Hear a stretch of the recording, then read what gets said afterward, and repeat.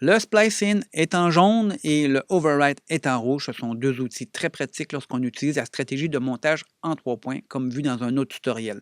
Donc, on va voir aussi qu'il est disponible sur le clavier. Vous l'avez dans le raccourci en V, le Splicing, et en rouge, le B sous le B. Ce sont deux outils qui sont beaucoup plus rapides à utiliser sur le clavier. S'ils ne sont pas là, allez voir le tutoriel qui explique comment placer des boutons sur un clavier.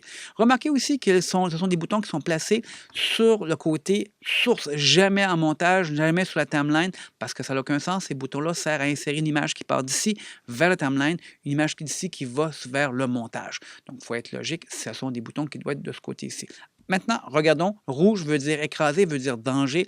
Donc, on se place ici, j'ai un montage en 3 points, 1, 2, c'est ici que je vais insérer. J'appuie sur Overwrite et j'efface mon montage. Remarquez, j'ai mis des petits points ici pour que vous puissiez remarquer. Je recommence. Ça n'a pas changé la durée de mon montage, ça a juste changé la coupe à cet endroit-là précisément.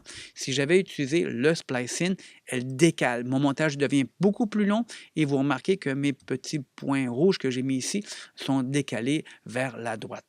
On peut utiliser aussi le splicing quand on a oublié un plan entre deux plans, donc entre ma géode ici et mon plan d'industrie. J'aimerais insérer mon plan de pont. Ben voilà, je fais un montage en 3 points, 1, 2, 3 points. Je fais une insertion en splicing et je peux donc insérer le plan que j'ai placé. Quelles sont les erreurs qu'un débutant peut faire? Je vais faire undo. Les erreurs de débutant sont assez flagrantes et se passent toujours à votre gauche, c'est-à-dire dans la zone d'assignation des pistes. C'est souvent là que les gens ne regardent pas. Donc, côté vert, ce sont les pistes de ma source que j'aimerais insérer dans la zone bleue, donc dans ma zone bleue de mon montage, et j'ai oublié de sélectionner. Donc, ça veut juste dire que présentement, j'insère du vidéo, pas d'audio. Allons voir qu'est-ce que ça fait. C'est surtout quand on fait du splicing que l'erreur est flagrante. Je insère et j'ai décalé mon son. J'ai décalé ma synchro. On peut voir ici que mes deux points sont décalés et j'ai même une information David qui dit que j'ai décalé de 45 frames. Et donc, l'erreur de synchronisation peut être très grave quand on a une timeline très longue. On a tout décalé avec ce qui suit. Maintenant, les professionnels, qu'est-ce qu'ils peuvent faire de plus que vous? Bien, justement, ils utilisent un logiciel plus avancé, le Replace Edit, qui est en bleu. On peut le trouver où? Dans votre raccourci de commande palette. Vous le trouvez dans Edit et vous l'avez dans Replace ici. Vous l'avez là. Donc, il suffit d'aller le mapper, l'insérer en bouton là où vous le voulez.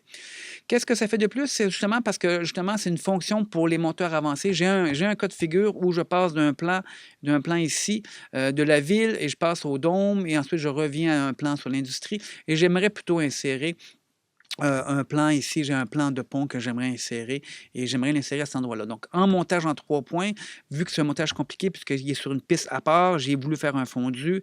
Donc, d'habitude, un montage en 3 points, on ferait un in point, on ferait un out point ici et ensuite, on voudrait, donc on a nos 3 points, on insérait ensuite mes pistes sur 3 et 4 et vous voyez que là, maintenant, il faut que je recule mon son parce que je dois recréer ma transition et ensuite, je dois faire cette transition-là. Donc, je dois tout recréer. Vous voyez que c'est beaucoup d'actions pour arriver à retoucher un montage sophistiqué. Bien, maintenant, je vais vous le montrer. J'aimerais annuler ce que je viens de faire. J'aimerais que mon dôme que j'ai remplacé soit ici. Bien, c'est pas compliqué. Je sélectionne le point de départ, je mets un in. Je sélectionne mon point de départ, je mets un in. Et je sélectionne les tracks que j'ai besoin et je clique sur le bouton bleu, le Replace Edit. Il comprend quoi faire, il a tout placé d'un seul coup. Vous voyez que c'est vraiment un outil avancé pour des montages avancés.